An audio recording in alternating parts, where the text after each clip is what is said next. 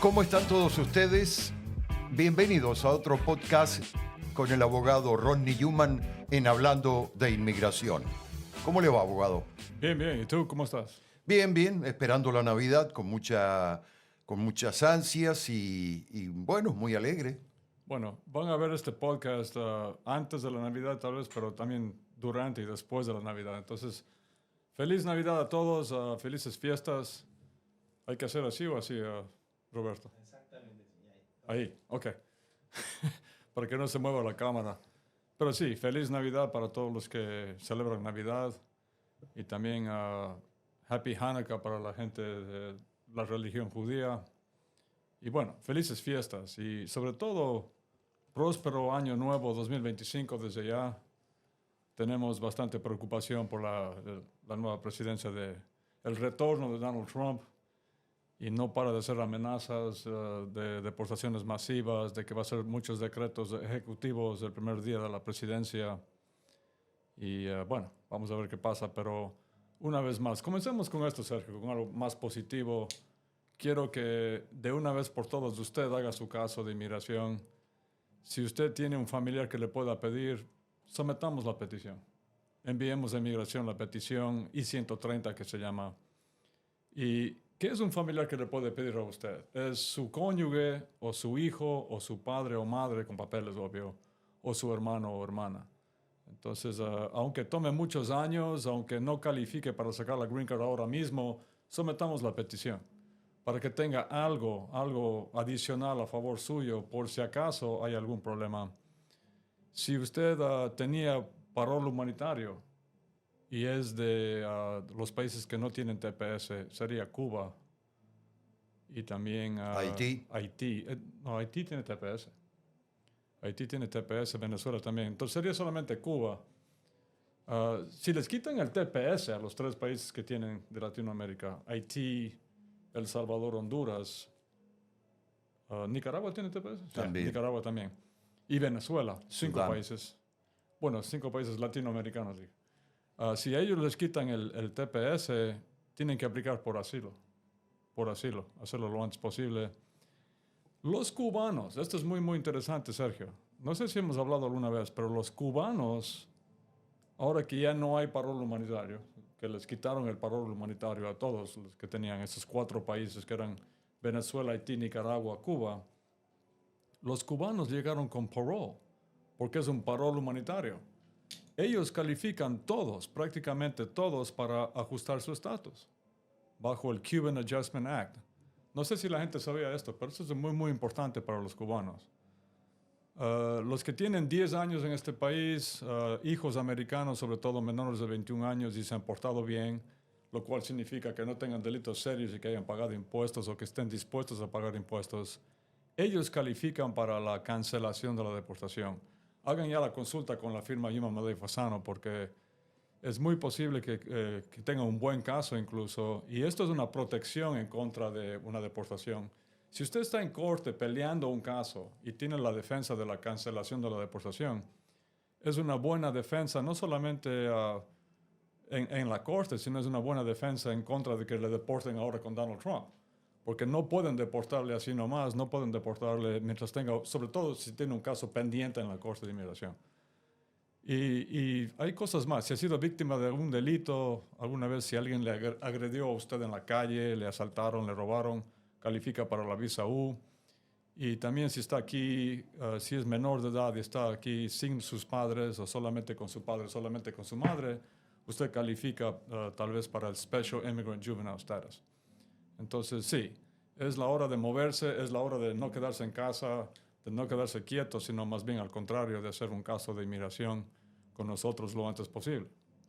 Recuerden el teléfono de Yuman Madej Fasano, 877-796-8626. 877-796-8626. Sí. Y bueno, tenemos un par de noticias, yo creo que no son muy halagüeñas y no son muy felices. nada es muy feliz estos días en inmigración, porque no solamente que Trump regresa, sino que también el gobierno de Joe Biden se ha portado bastante estricto en los últimos meses con los inmigrantes, sobre todo con los inmigrantes que vinieron por la frontera, Sergio. Y bueno, ese es un tema muy controversial. En muchos sentidos estoy de acuerdo que tiene que haber mucho más control en la frontera, por supuesto.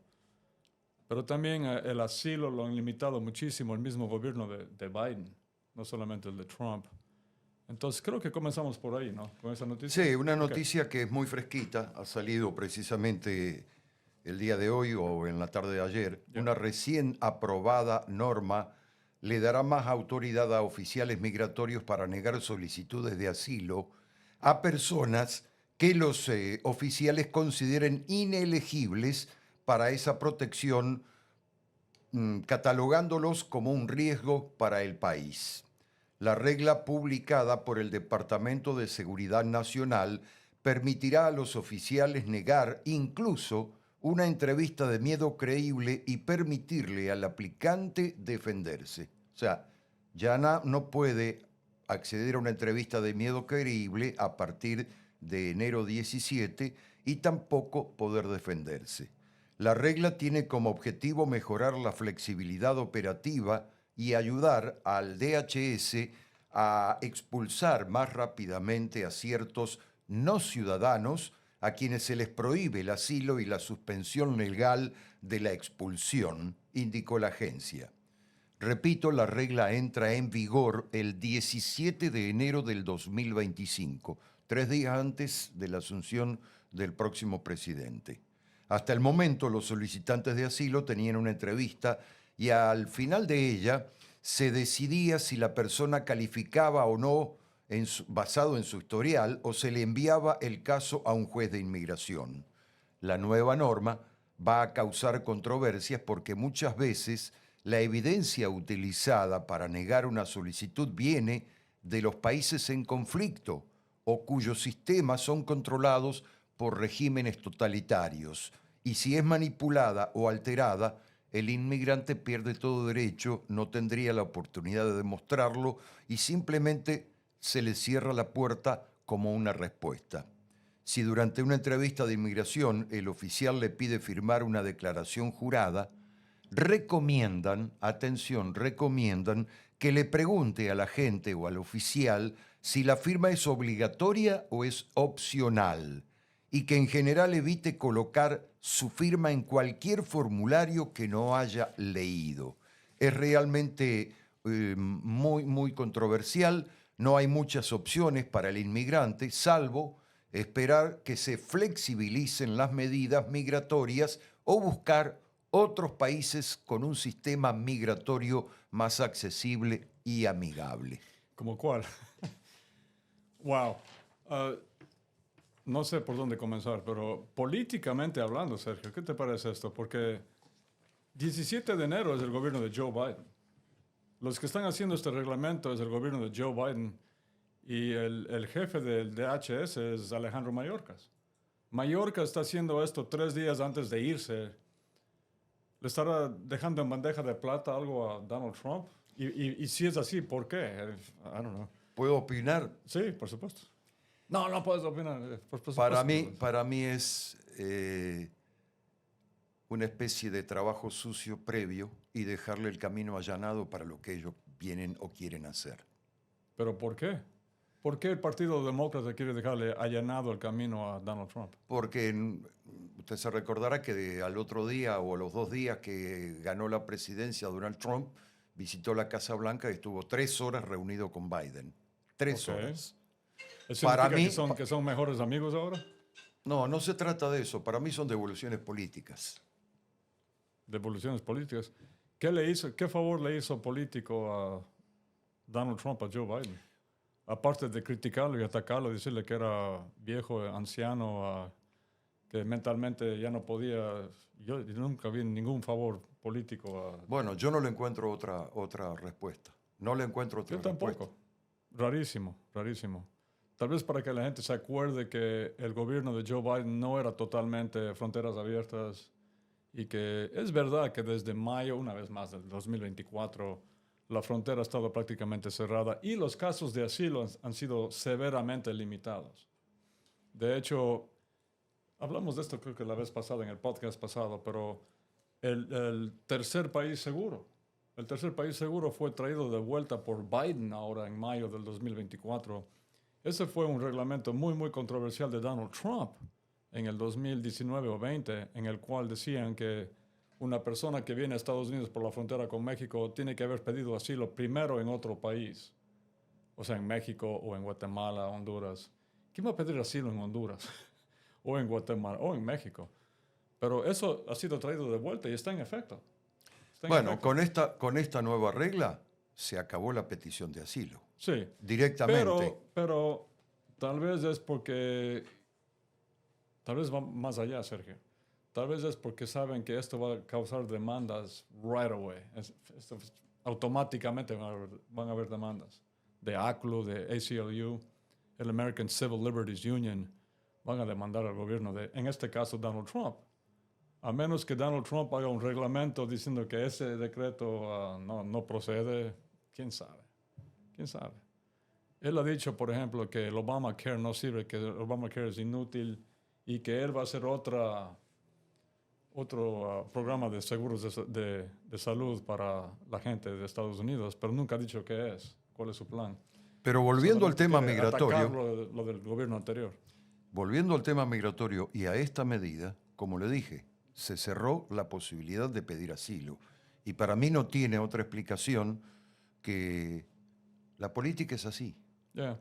La política es Se así. cerró la posibilidad de pedir asilo, pero somos signatarios de tratados internacionales y van a haber demandas en contra del que sea que esté ahí de presidente. Y la posibilidad de pedir asilo no va a desaparecer en este país, Sergio. Eso tenlo por seguro. No ha desaparecido y no va a desaparecer. Pero bueno, interesante noticia. Y repito, esto salió en la tarde de ayer, o sea que es muy fresco. Ujú. Hoy es 23, yo lo leí el 22 en la tarde, o sea, el día de Bien. ayer. Y dije, cuando vi que era una nueva regla y que entraba en vigor el 17 de enero, 3 días antes de la asunción del próximo presidente, también me asombré, me extrañó sobremanera y le busqué una respuesta o traté de pensar en una respuesta. Ujú. La más fuerte es la que yo dije. Esto es una devolución política. ¿Devolución de qué? Esto es una decisión política. Si yo te devuelvo algo, Sergio, tienes que haberme dado algo a mí. O sea, ¿qué te estoy devolviendo? Y ahí recordé lo que acabo también de decir, que luego que ganó las elecciones Donald Trump, a los 3 días se reunió en la Casa Blanca. Pero eso es tradición, Sergio. 3 horas. Yes, por supuesto. En el 2020 hicieron lo mismo. No tome en cuenta entonces mi No, opinión. Donald Trump nunca hizo, pero en el 2016, Obama se reunió con Donald Trump. Varias horas. No tome en cuenta entonces mi opinión. No estoy simplemente diciendo que no le veo. ¿Devolución de qué? O sea, el hecho de que no esté de acuerdo contigo completamente no significa que no puedes tener tu opinión, por supuesto. Que estamos en un país libre. Y yo tengo mi opinión, tú la tuya. O sea, y no es necesariamente que no estoy de acuerdo contigo, sino que no veo devolución de qué.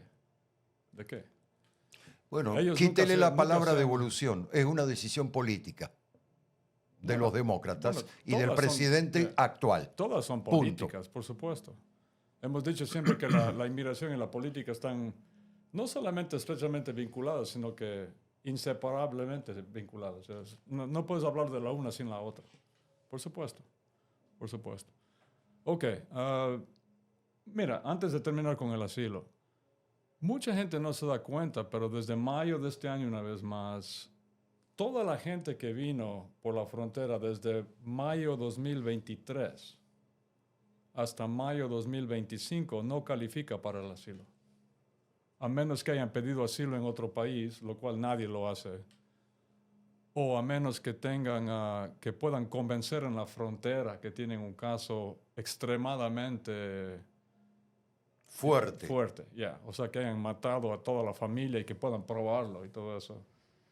lo cual tampoco, y por eso en la frontera ya han estado negando la mayoría de casos de asilo. Los mismos oficiales de asilo, los de ICE, que no son abogados y no son jueces, y no conocen las leyes de asilo. Pero esta regla, si la puerta antes de esta fecha, por lo que usted está comentando, estaba entreabierta, a partir de esta nueva regla, la puerta se cierra del todo.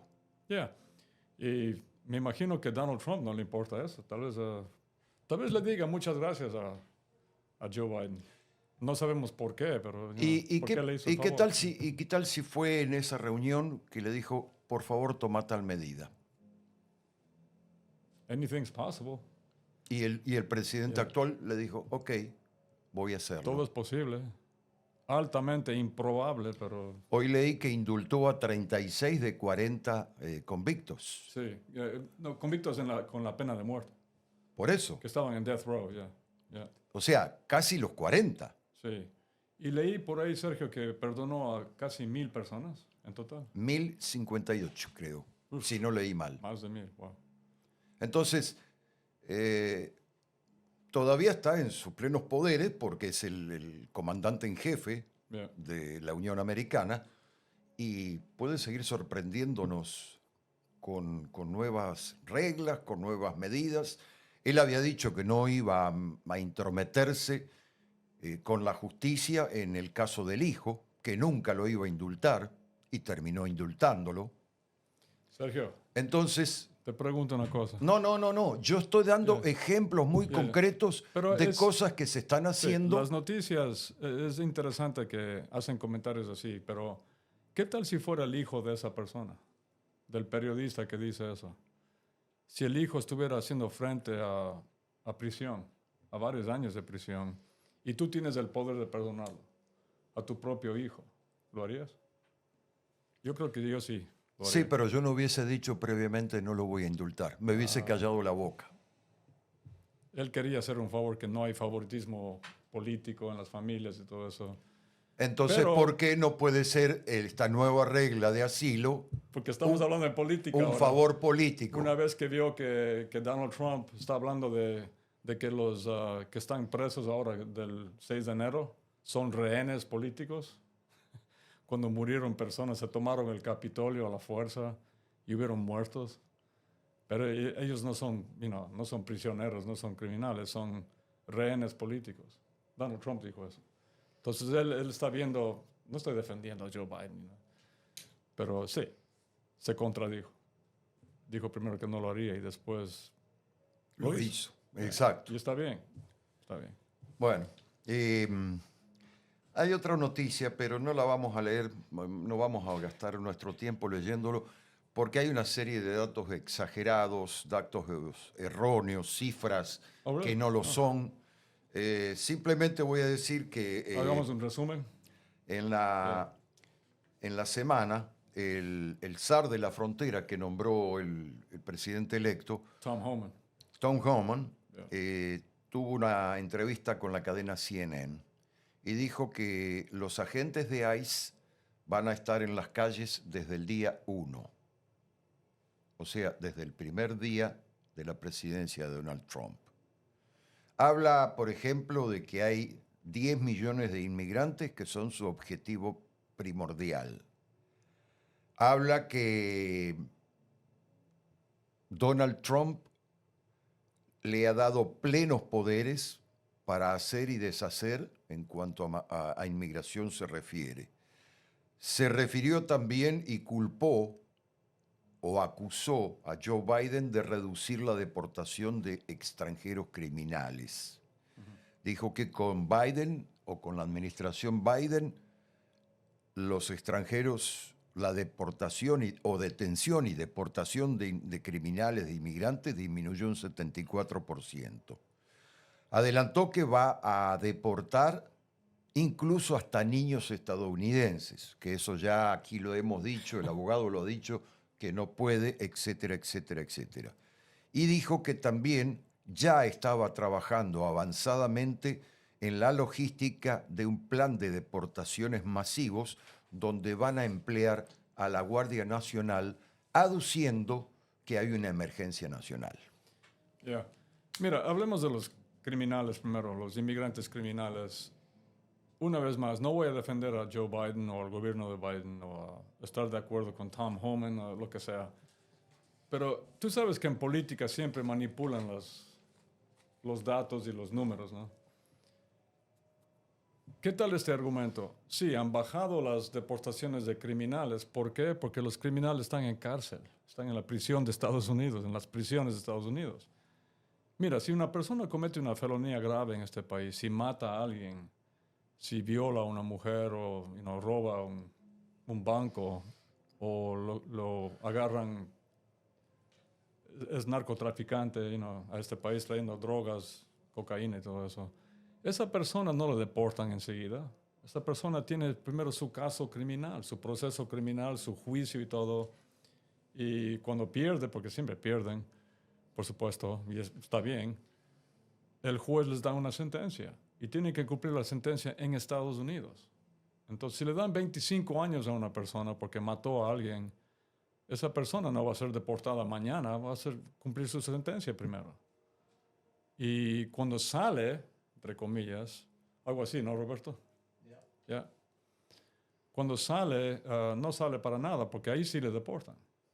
Porque en este país, cuando una persona está cumpliendo una sentencia criminal, penal, durante su sentencia es cuando tiene la corte de inmigración. Entonces ya está decidido también que el día que salga va a ser deportado. Pero, si no le dan la pena de muerte. Hacen sonar como que esos que... Hubieron unos, creo que eran de Venezuela, eran de Venezuela que a una chica en Georgia...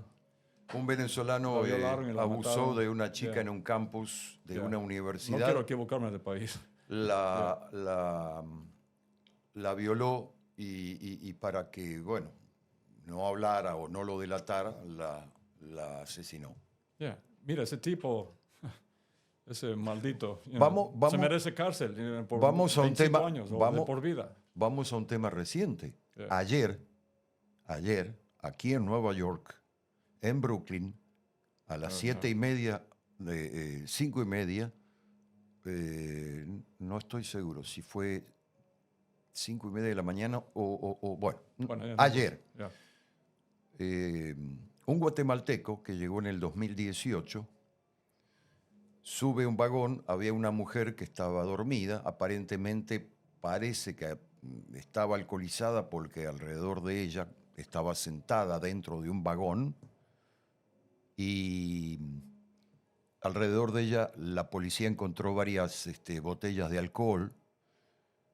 Este guatemalteco entró y le prendió fuego. Oh, ya. La mujer murió. ¿Esa era una mujer? Sí, no se sabe todavía la identidad hasta el día de hoy, porque obviamente quedó desfigurada. Y bueno, está apresado. La policía del NYPD lo arrestó, lo revisaron y le encontraron un encendedor en uno de los bolsillos.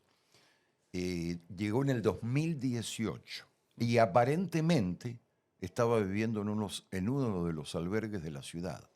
¿Y no se sabe por qué lo hizo? No se sabe. ¿Para divertirse o algo así? Mira, ese no tipo... creo.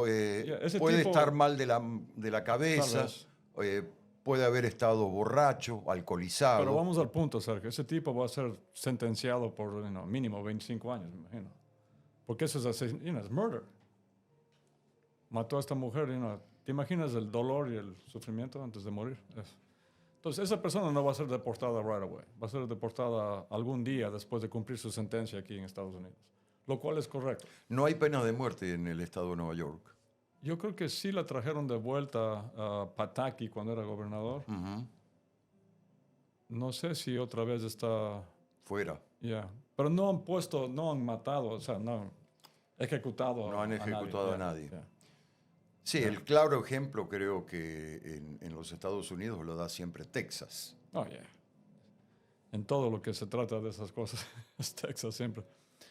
¿Qué más habló Homan? Bueno, no hablemos mucho de deportar a niños americanos. Eso es absurdo. Eso no. Ahora, hay un caso de una mujer mexicana, ¿no? Que tenía hijos nacidos en México y también unos gemelos nacidos aquí. Recientemente fue deportada. y lo que están diciendo es que fue deportada toda la familia, porque ella tuvo que irse a México con sus hijos mexicanos que estaban aquí, todos eran menores de edad, y también con los gemelos. Están diciendo que los gemelos fueron deportados. No fueron deportados, son ciudadanos americanos. Ellos tienen que ir a vivir con su mamá, donde está su mamá, por supuesto, pero no fueron deportados. Es ridiculous. Perdón, ¿y si esa misma situación se da con padres salvadoreños que se tienen que llevar hijos americanos a El Salvador? Sí, es lo mismo. Se tienen que ir a vivir en El Salvador porque ese es el punto de los casos de la cancelación de la deportación nuestros, que hemos hecho miles de casos. Ganamos, el argumento más fuerte es este. Digamos que el papá y la mamá son de El Salvador y tienen un hijo que nació aquí que tiene autismo, ¿ok? El argumento nuestro, el argumento más fuerte, el final en la corte es, su señoría, Your Honor, si este esposo y esposa son deportados a El Salvador, su hijo americano, ciudadano americano que nació aquí, que tiene autismo, va a sufrir terriblemente en El Salvador. ¿Por qué? Porque en El Salvador no tiene lo que tiene aquí, no tiene ayudas para el autismo. En El Salvador ni siquiera saben qué es autismo. Aquí tiene terapias, medicamentos, clases especiales en la escuela. Eso no hay en El Salvador. ¿Y qué pasa si los hijos son sanos y no tienen Bueno, pero ninguna condición? tal vez no ganamos el caso de cancelación de la deportación, pero te estoy diciendo esto. El argumento es que el ciudadano americano, que es el hijo que tiene autismo, él va a sufrir terriblemente. Él no está siendo deportado. Él tiene que ir a vivir con sus padres porque depende de sus padres. Entonces, igual, si ambos son de El Salvador, el papá y la mamá, y tienen hijos nacidos aquí, tienen que ir a vivir con el papá y la mamá. Pero no están siendo deportados. Ellos pueden regresar mañana si quieren. Si los trae un tío que tiene papeles, ellos regresan a la semana siguiente. Pero usted sabe que eso es muy complicado. Eso es una Puede situación... ser complicadísimo, Sergio, pero el punto es que no están deportando a ciudadanos americanos porque no es posible. No es posible deportar a un ciudadano americano de Estados Unidos. Es como que digas que le deportas a un argentino de Argentina. You can't do that. ¿A dónde vas a deportar a un argentino de Argentina? ¿A Bolivia? ¿A Ecuador? ¿A Estados Unidos? No, es argentino. Está bien, pero el punto... Usted está hablando jurídicamente y lo que dice la ley. Yo digo lo que puede pasar. Yo imagino lo que puede pasar. Lo que puede pasar es eso, justamente, que como no quieren separar familias, van a mandar a toda la familia. Claro. Pero no están mandando a toda la familia. Están deportando a los que no tienen papeles. Uh-huh. Si se da la casualidad que tienen hijos nacidos aquí que son ciudadanos americanos y tienen 3 años de edad, tienen que ir a vivir con los padres porque si no se quedan aquí no tienen a nadie. Bueno, pero finalmente se quitaron los inmigrantes ilegales de encima. Sí, pero supongamos que el papá tiene un hermano que está aquí, que tiene papeles. Los hijos pueden quedarse con el tío. O pueden volver cuando tengan 15 años. O pueden volver al día siguiente. Sí, pero un muchacho de 3 años. Tal vez tienen un tío. El punto es que no pueden deportar a personas que son ciudadanos americanos. Decir que sí pueden es absurdo, es ridículo. ¿Dijo algo más este señor Homan? Bueno, ya le dije que... Yeah. Yo creo que vamos a emplear los últimos minutos para hablar un poco de estas fiestas del nacimiento, de un nuevo nacimiento de Jesucristo o del niño Jesús, de lo que significa para la comunidad latina las Navidades, la unión familiar, la nostalgia, el destierro, cómo viene cada uno con sus costumbres, tratando de ponerlas en relieve y en la mesa familiar la noche de Nochebuena, con sus platillos tradicionales y típicos, las bebidas, los dulces, la música que escuchan mientras tanto. Y también hagamos una breve referencia a cómo en algunos países de los que nos acordamos, porque deberíamos tener una una reseña escrita, cómo se festeja la Navidad, por ejemplo, en México, o en Centroamérica, o en Ecuador, o en fin, en nuestros países. Sí, y yo sé que hiciste una notita una vez, pero no tenemos mucho tiempo, pero tal vez leo algo cortito. Mira, yo crecí en Ecuador. Unas cosas que yo me acuerdo. Hagamos esto. Si no se mueve la cámara. Yo viví primero en Quito, que es la capital de Ecuador, cuando tenía 5 años. Después en un pueblo que se llama Baños, Baños de Ambato en Ecuador. Y era muy simple la Navidad, muy sencilla. Y como no habían árboles de pino, Sergio, en Argentina sí tienen árboles de pino, ¿no? Sí, Pero señor. en esa región no habían árboles de pino. Entonces lo que hacían es, tenían unos arbolitos pequeños y los pintaban de blanco. No tenían hojas, eran solo ramas. ¿Y Los qué pintaban. comen? Comían comida tradicional del Ecuador. Los que tenían más dinero comían un pavo. Comen mucho pavo en Navidad en Ecuador, con el relleno ese que... Ponche caliente, Sí, y el también... atole. Atole, no, ese es un nombre mexicano, ¿no? Ya. ¿Es el chocolate el atole? Sí, no, pero eso Ya, es mezcal y otras cosas. Sí, ya, tienes razón. ya. Pavo, ensaladas, arroces, Ujú, bolón verde, vino, chicha, ya. aguardiente. Otra cosa que siempre me impresionó mucho a mí es que, por lo menos en Ecuador, en ese pueblo pequeño que es Baños, la Navidad era puramente Navidad. O sea, estaban celebrando el nacimiento del niño Jesús. Y habían puros villancicos. No sé si Roberto se acuerda de los villancicos. El dulce Jesús mío y todo eso. Wow, las memorias que trae eso de la niñez.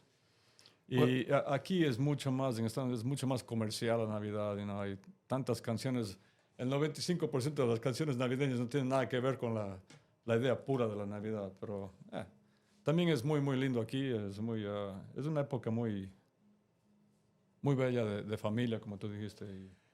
Ya. y le aporto, en México los villancicos tradicionales de alguna manera llenan el aire con alegría de las casas, sus melodías. Las posadas, muy importantes, son muy alegres en México, me ha tocado vivir. Las familias bailan junto con sus parientes, llegan los vecinos, los amigos, se reúnen, cantan, rompen piñatas, Oh, disfrutan wow. de delicias navideñas. Las bebidas es el ponche caliente, como le decía recién, un atole a base de maíz, ron, tequila, y comen mucho los romeritos de camarón, bacalao a la vizcaína, preparan pozoles, tamales, en fin. Con estos dos países, de alguna manera, queridos televidentes que nos están viendo, quisimos reseñar la Navidad en toda América Latina, en Perú, en Centroamérica, en Colombia, en Sudamérica, en fin, en Costa Rica, en el Caribe, República Dominicana, Haití. Y bueno, ahí tiene la cámara, háblele, mándele un saludo a toda nuestra comunidad latina en general para el día de Ya, Navidad y la Nochebuena, y también para, ¿por qué no?, para cuando se termine el año, para fin de año. ya. Y no son televidentes, Sergio, son podcast vientes. Y también nos escuchan. No, por supuesto. Sí son televidentes, ¿sabe por qué? Porque Bueno, la pantalla de la computadora donde nos están viendo en YouTube es una pantalla como ¿es la una de televisión, televisión, Sergio? es como una televisión. Bueno, O sea, no son otra oyentes cosa que no estamos de solamente. acuerdo, pero no es una televisión, es una computadora o un teléfono. Normalmente es un teléfono. Pero sí, Sergio, me uno a ti. Feliz Navidad a todos, a la comunidad migrante. A través de mis 27 años haciendo esto, he visto en primer plano la tragedia humana. Y eso es algo muy, muy triste, muy doloroso para mucha gente, muchos clientes nuestros en la firma. Hay gente que no ha visto a sus hijos en 20 años o más. No vio morir a sus padres, a su papá, a su mamá. En años recientes, eso se ha compuesto un poquito porque les han dado visa a los padres y madres, a los de la tercera edad que dicen. Pero eso de los hijos sigue siendo una tragedia humana y hay mucha gente que no ha podido celebrar la Navidad con su familia entera. Tienen una nueva familia aquí, hijos nacidos aquí en Estados Unidos, que son ciudadanos americanos, por supuesto. Pero sí, recordemos que somos un país de inmigrantes y la familia lo es todo y nuestra meta es mantener unidas a las familias en este año 2025 y los siguientes. Esté quien esté de presidente y una vez más les llamo para que hagan su caso con nosotros y vamos a tener éxito y usted va a tener sus papeles en este país y va a poder viajar cuando quiera. Por mi parte, yo quiero instarlos, yo quiero invitarlos a que la noche de la Navidad, antes de empezar a cenar con los familiares, los seres queridos, amigos, vecinos, etcétera, hagan una oración, eleven una oración dando gracias por este año vivido. Es muy difícil estar fuera del terruño que nos vio nacer y abrirnos camino como inmigrantes. Pero llegan estas fechas y los corazones se enchinan de alegría, de esperanza, se renuevan esas esperanzas. Entonces, los que están solos, como dice la canción de Luis Aguilé, ven a mi casa esta Navidad. Algún amigo te invitará, algún vecino te pondrá un plato de comida en la mesa y te invitará a sentarse con él. A las familias, mi mejor y más profundo deseo que sigan superándose y que sigan adelante.